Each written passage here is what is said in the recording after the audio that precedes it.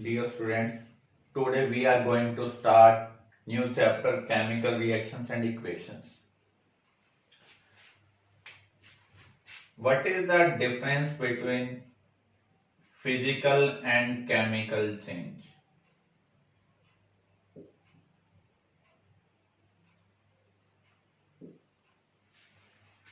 What is physical change?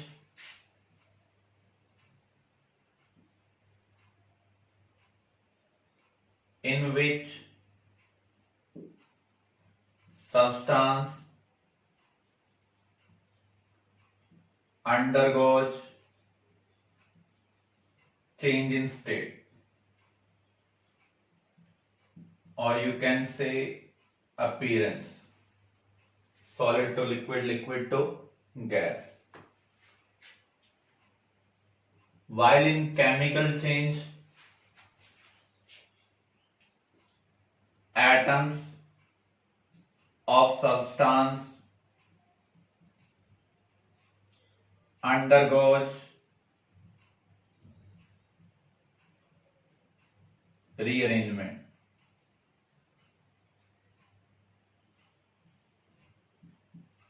जहां पर atoms अपनी पोजीशन चेंज करेंगे उस चेंज को हम क्या कहेंगे?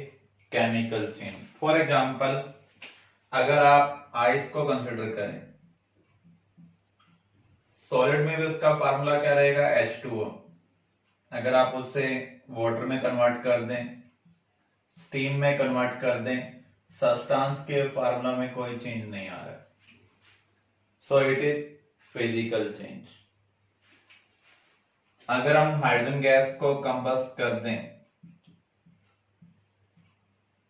कंबशन के लिए हमें ऑक्सीजन चाहिए, तो यहां पर हमें H2O मिल रहा है। आप देख सकते हैं यहां पर एटम्स की रीअरेंजमेंट हो रही है। स्टेट यहां पर भी चेंज हो सकती है। जहां पर एटम्स की रीअरेंजमेंट हो, दैट इज केमिकल चेंज। जहां पर सिर्फ अपीयरेंस चेंज हो रही है, that is physical change.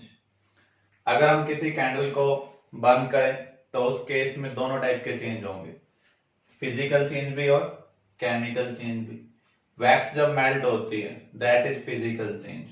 Wax का अगर कंबशन होगा, that is chemical change. Characteristics of chemical change हम कैसे ऑब्जर्व करेंगे गिवन प्रोसेस, फिजिकल चेंज है या फिर केमिकल चेंज?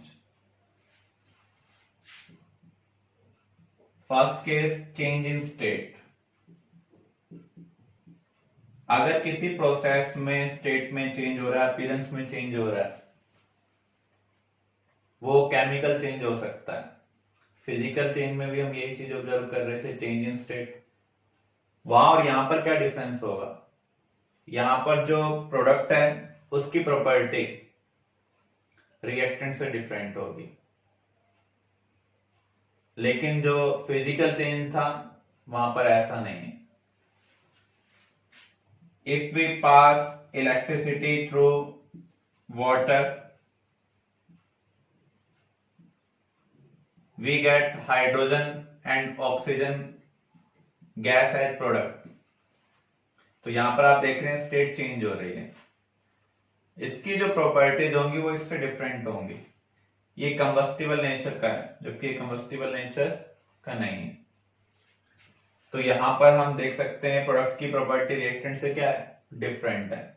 तो change in state chemical change को इंडिकेट कर सकता है। Second, change in colour. अगर कहीं पर कलर में चेंज हो, फॉर एग्जाम्पल, अगर हम लेड नाइट्रेट सॉल्यूशन को पोटेशियम आयोडाइड सॉल्यूशन के साथ मिक्स करते हैं, देन वी विल गेट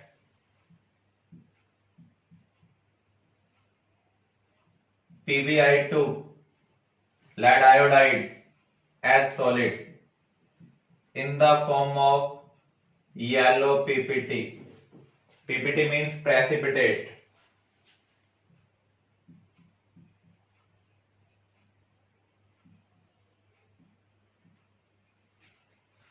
ये सॉल्यूशन कलरलेस है।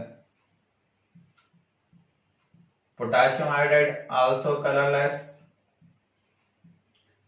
तो यहां पर हम क्या ऑब्जर्व कर रहे हैं, कलर में चेंज हो रहा है। तो अगर किसी प्रोसेस में कलर में चेंज हो then it indicates chemical change.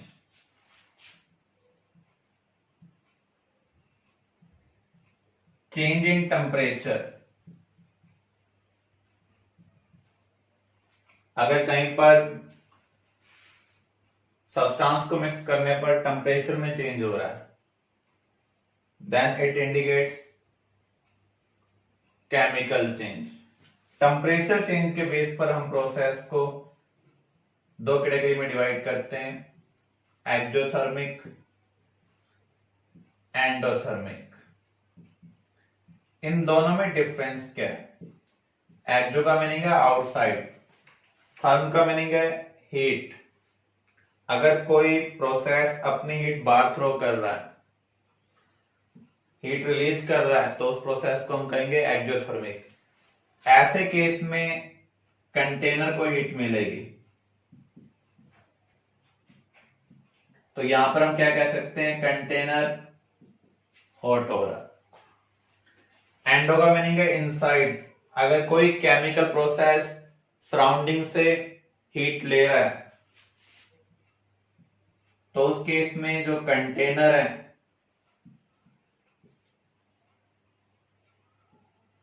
वो कंपेरेटिवली कूल हो जाएगा। तो टेम्परेचर चेंज के बेस पर प्रोसेस दो टाइप के, एक्सोथर्मिक एंड एंडोथर्मिक। जिस केमिकल प्रोसेस में कंटेनर हॉट हो रहा है दैट इज एक्सो, कूल हो रहा है endothermic. If we place zinc granules in dilute hydrochloric acid,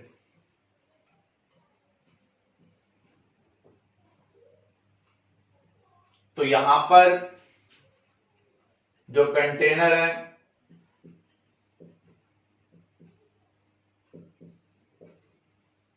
उसका टेम्परेचर इंक्रीज हो गया, तो ये प्रोसेस क्या है, एक्सोथर्मिक।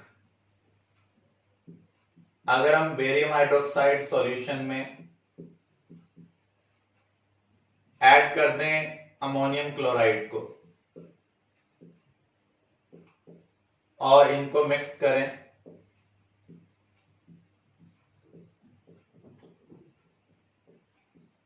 तो यहां पर जो कंटेनर है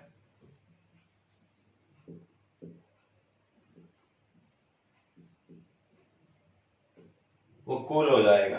इसका मीनिंग ये प्रोसेस तो एक्सो को रिप्रेजेंट कर रहा है और ये किसको रिप्रेजेंट कर रहा है, एंडोथर्मिक को। बोथ आर केमिकल प्रोसेस, तो temperature change represent chemical change. Clear? Next characteristics, formation of precipitate.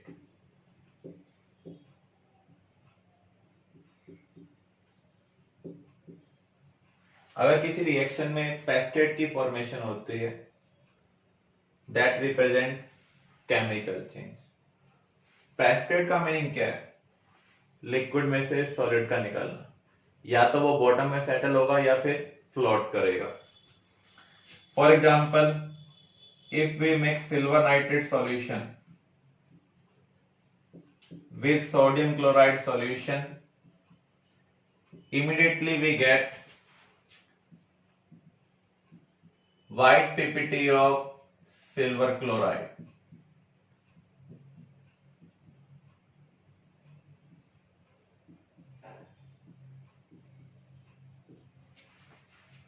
PPT means precipitate.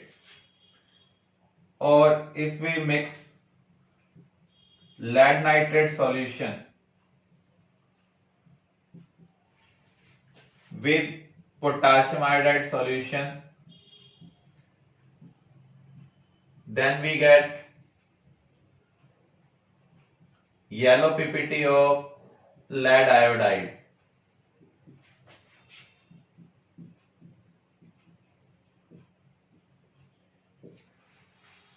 So formation of precipitate indicates chemical change. Next characteristic, evolution of gas. अगर किसी chemical process में gas evolve हो, for example अगर हम zinc ग्रैन्युल्स को, zinc scrap को dilute hydrochloric acid में place करें,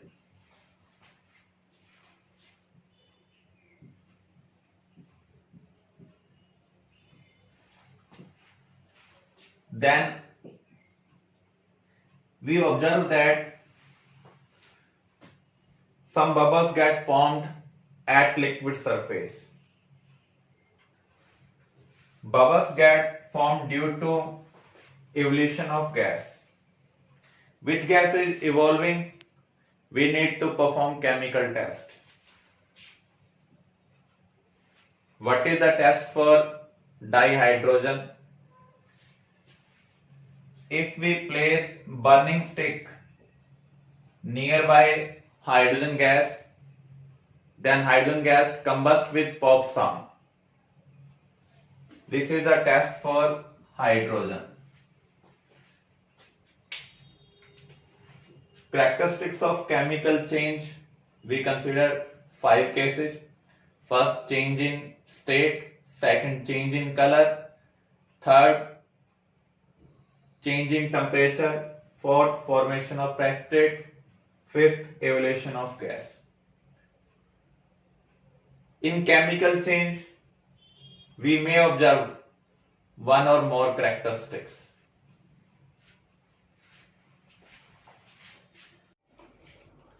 लास्ट टॉपिक हमने कवर किया था chemical reaction and type of chemical reaction. Chemical reaction को रिप्रेजेंट करने के लिए हम शॉर्ट नोटेशन यूज करते हैं। मींस कंप्लीट केमिकल प्रोसेस को एक्सप्लेन करने के लिए हम शॉर्ट फॉर्म यूज करते हैं। शॉर्ट नोटेशन 2 टाइप की हैं, word equation and chemical equation.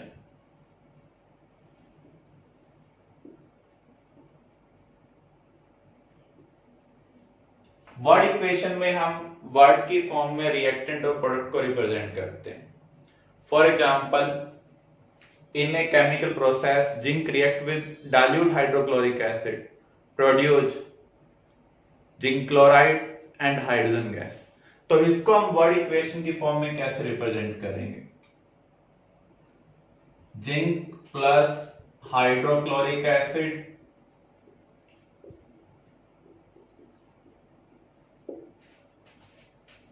Reactant को हम लेफ्ट साइड में लिखते हैं, प्रोडक्ट साइड में एरो के बाद जो हम लिख रहे हैं वो प्रोडक्ट साइड है। क्या प्रोड्यूस कर रहा है? Zinc chloride and hydrogen gas. तो यहां पर हम वर्ड की फॉर्म में केमिकल इक्वेशन को रिप्रेजेंट कर रहे हैं। तो ये हमें बता रहा है जिंक हाइड्रोक्लोरिक एसिड के साथ रिएक्ट कर क्या प्रोड्यूस कर रहा है? Zinc chloride and hydrogen gas. Chemical equation क्या होगी? शॉर्ट नोटेशन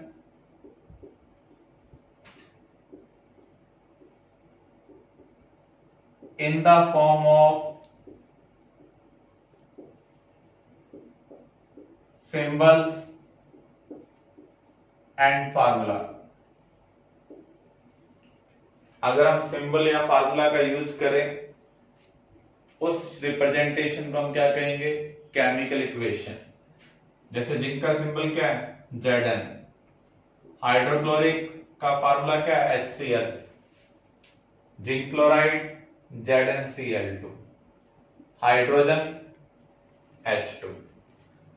फिजिकल स्टेट को रिप्रेजेंट करने के लिए अगर सॉलिड है तो ब्रैकेट में हम S लिखेंगे, अगर किसी को हमने वाटर में डाला हुआ है तो हम एक्वस लिखेंगे, और गैस है तो G, लिक्विड है तो स्मॉल l का यूज करेंगे। फिर से आप देख लें, केमिकल रिएक्शन को हम शॉर्ट नोटेशन में रिप्रेजेंट करते हैं, दो टाइप है, word equation and chemical equation. हम एरो के लेफ्ट साइड रिएक्टेंट लिखेंगे, राइट साइड प्रोडक्ट्स लिखेंगे। यहां पर हमने वर्ड की फॉर्म में केमिकल रिएक्शन को डिस्क्राइब किया हुआ है, so it is word equation. अगर हम सिंबल्स एंड फार्मूला का यूज कर केमिकल रिएक्शन को डिस्क्राइब करें, दैट इज केमिकल इक्वेशन। जैसे हमने यहां पर zinc react with hydrochloric acid produce zinc chloride and hydrogen gas, this is chemical equation.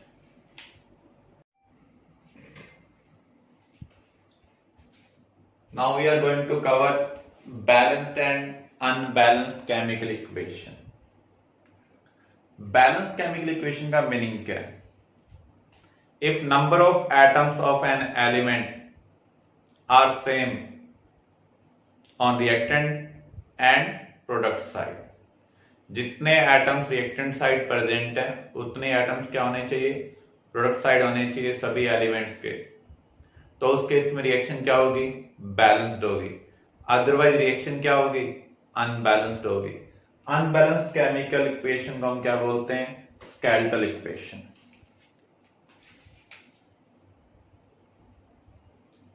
How to balance chemical equation, हमें कुछ स्टेप्स फॉलो करने पड़ेंगे। अगर आपके पास सिर्फ डिस्क्रिप्शन है, zinc react with hydrochloric acid give zinc chloride and hydrogen gas, तो सबसे पहले हम क्या लिखेंगे, वर्ड इक्वेशन लिखेंगे।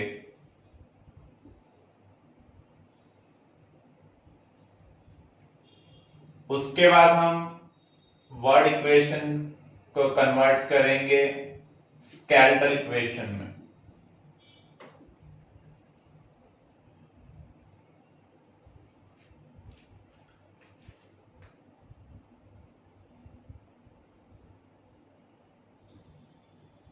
अब हम चेक करेंगे जो स्केलेटल इक्वेशन हमने लिखी है वो बैलेंस्ड है या नहीं है। आप क्या कर सकते हैं, एलिमेंट के सिंबल लिखेंगे, एलिमेंट 1 2 3। अब चेक करेंगे लेफ्ट साइड उसके कितने एटम्स प्रेजेंट हैं, ऐसे हम चेक करेंगे राइट साइड उसके कितने एटम्स प्रेजेंट हैं। अगर रिएक्टेंट और product side means left hand side and right hand side अगर ये मैच कर जाते हैं सभी एलिमेंट्स के, तो ये रिएक्शन क्या होगी, बैलेंस्ड होगी। अदरवाइज ये क्या होगी, अनबैलेंस्ड होगी। एज्यूम कर लें कि इक्वल नहीं मिले, तो उस केस में रिएक्शन क्या होगी, अनबैलेंस्ड होगी। अब हमें क्या करना है,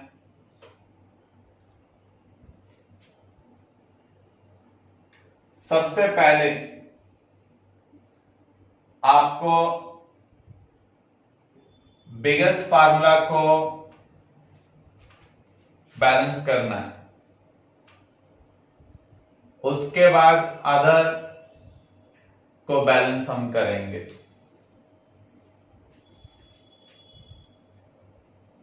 स्टेप 5,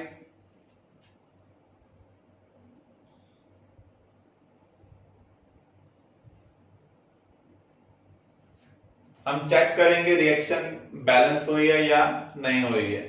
सेम प्रोसीजर फॉलो करेंगे जैसा हमने स्टेप 3 में फॉलो किया है। एलिमेंट्स का सिंबल, लेफ्ट हैंड साइड कितने एटम्स प्रेजेंट हैं, राइट हैंड साइड कितने प्रेजेंट हैं। अगर सभी के लिए सेम है तो रिएक्शन क्या है, बैलेंस्ड। अदरवाइज रिएक्शन क्या होगी, अनबैलेंस्ड होगी। बैलेंसिंग के लिए जो आपको मेन पॉइंट ध्यान रखना है वो यही ध्यान रखना है, बैलेंस बिगेस्ट फार्मूला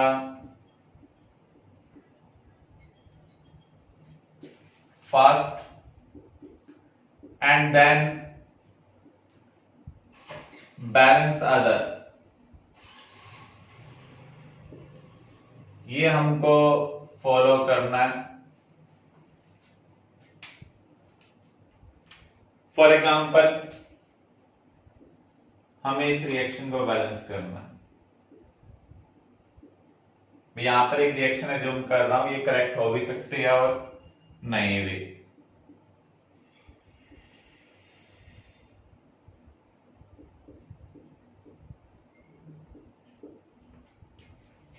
तो यहां पर हमें इस रिएक्शन को बैलेंस करना है। एक तरीका यही है कि जैसे मैंने आपको प्रोसीजर बताया आप उसको फॉलो करें, नहीं तो हम डायरेक्टली भी कर सकते हैं। यहां पर बिगेस्ट फार्मूला कौन सा है, ये Fe3O4। तो यहां पर हम इसको सबसे पहले बैलेंस करेंगे। यहां पर आयरन कितने हैं, 3। प्रोडक्ट साइड देखें तो 1 है, तो यहां पर हम किससे मल्टीप्लाई करेंगे, 3 से मल्टीप्लाई करेंगे। यहां ऑक्सीजन कितने हैं, 4। तो यहां पर ऑक्सीजन देखें तो 1 है, तो यहां हम किससे मल्टीप्लाई कर रहे हैं, 4 से मल्टीप्लाई कर रहे हैं। अब आपको हाइड्रोजन बैलेंस करने हैं। यहां पर अगर हम देखें प्रोडक्ट साइड हाइड्रोजन कितने हैं, 4 इंटू 2 8। यहां पर कितने हैं, 2। तो यहां हम किससे मल्टीप्लाई करेंगे, 4 से। तो आप फिर से वेरीफाई कर सकते हैं, आयरन यहां पर 3 है, यहां पर भी 3, ऑक्सीजन यहां पर 4, यहां पर भी क्या है, 4 है। यहां पर हाइड्रोजन अगर हम देखें 8 है, 4 इंटू 2, यहां पर भी 4 इंटू 2 8 है। तो हम डायरेक्टली भी बैलेंस कर सकते हैं, डिपेंड करेगा आपके पास कितने मार्क्स का क्वेश्चन आया हुआ है। अगर 3 मार्क्स का क्वेश्चन आया हुआ है तो आपको कंप्लीट प्रोसीजर फॉलो करना पड़ेगा। अगर 1 मार्क्स में बैलेंसिंग आई हुई है तो आप डायरेक्टली कर सकते हैं, जैसा अभी हमने किया।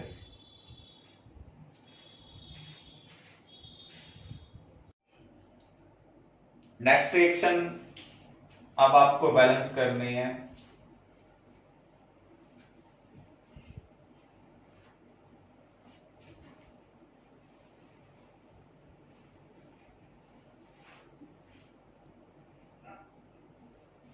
इस रिएक्शन को हमें बैलेंस करना है। अगेन सिमिलर प्रोसीजर हम यहां पर फॉलो करेंगे।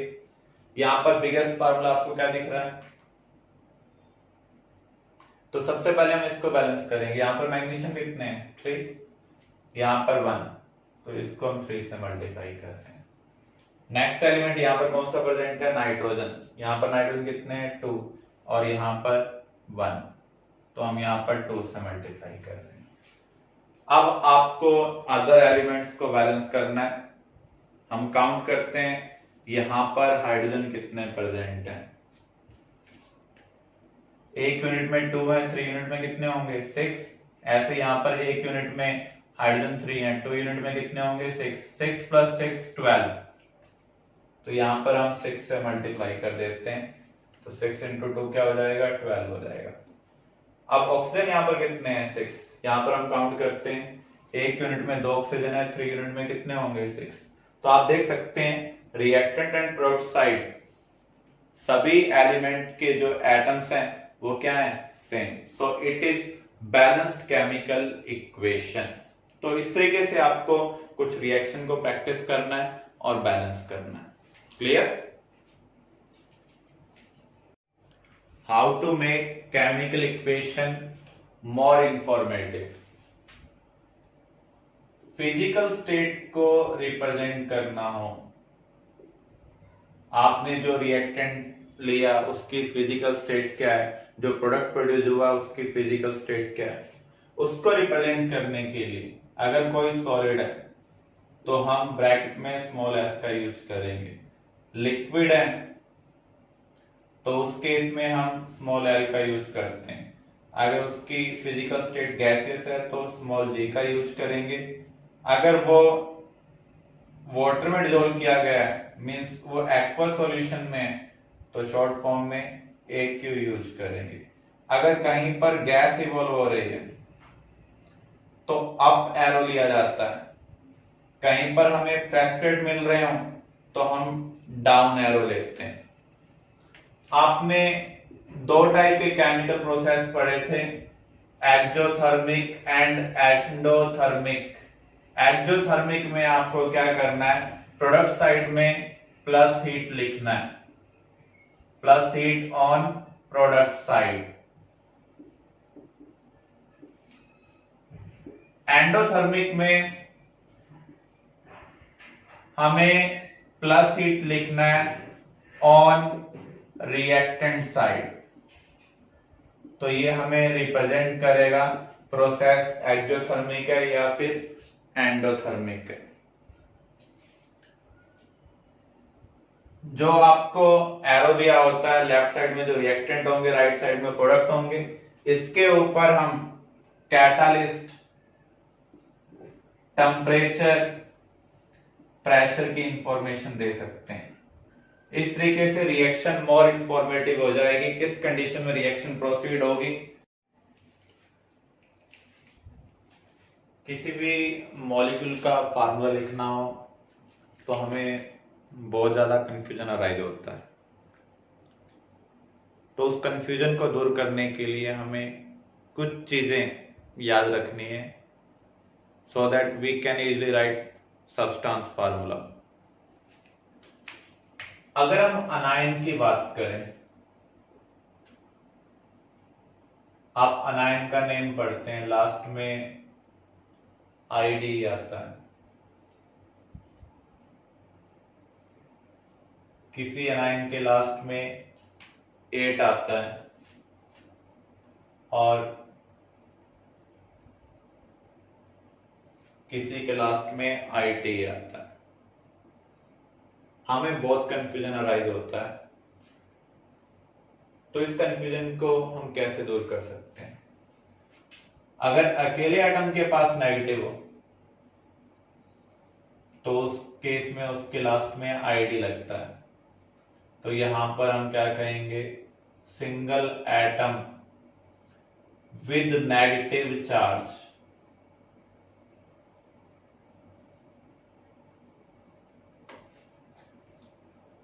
तो उससे हम लास्ट में आईडी बोलेंगे। For example Cl negative, chloride, H2 negative,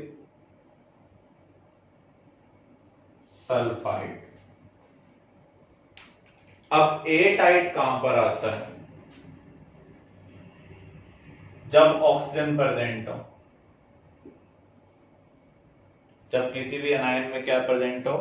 oxygen present हो विद अदर एलिमेंट, तो उस केस में 8 या 8 यूज होगा। ज्यादा ऑक्सीजन होंगे तो 8 यूज करते हैं, कम ऑक्सीजन होंगे तो 8 यूज करते हैं। फॉर एग्जांपल आपके पास NO3 नेगेटिव है, NO2 नेगेटिव है, तो इसका नेम क्या होगा? नाइट्रेट। इसका नेम क्या होगा? नाइट्राइट, क्योंकि यहां पर कम ऑक्सीजन है। यहां पर क्या है? कम ऑक्सीजन। ऐसे ही यहां पर अगर आपको कंफ्यूजन हो रहा है, ये सल्फेट है और ये क्या है? सल्फाइड है। तो ऐसे जहां पर आपको कंफ्यूजन अराइज होता है, इस तरीके से आप उसको याद रख सकते हैं। अब देखिए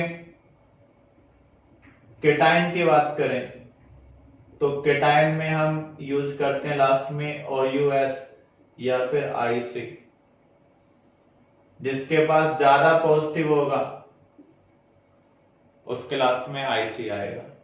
लेस पॉजिटिव है तो उसके लास्ट में क्या आएगा? OUS। For example Fe+2, Fe+3, इसे हम कहेंगे फेरस, इसे हम क्या कहेंगे? फेरिक। ऐसे ही मरकरी आपके पास दो केस आपको मिल सकते हैं। अकेले मरकरी के पास 2 पॉजिटिव है तो ये है मर्क्यूरिक। 2 मरकरी के पास 2 पॉजिटिव है, इसका मीनिंग एक मरकरी के पास 1 पॉजिटिव है, तो कम पॉजिटिव है मर्क्यूरस। कॉपर के लिए Copper+1, Copper+2, कम वाले को हम कहेंगे क्यूप्रस, ज्यादा वाले को हम क्या बोल रहे हैं? क्यूप्रिक। तो केटाइन अनायन के रिगार्डिंग जो आपको कंफ्यूजन है, इसको आप इस तरीके से प्रिवेंट कर सकते हैं।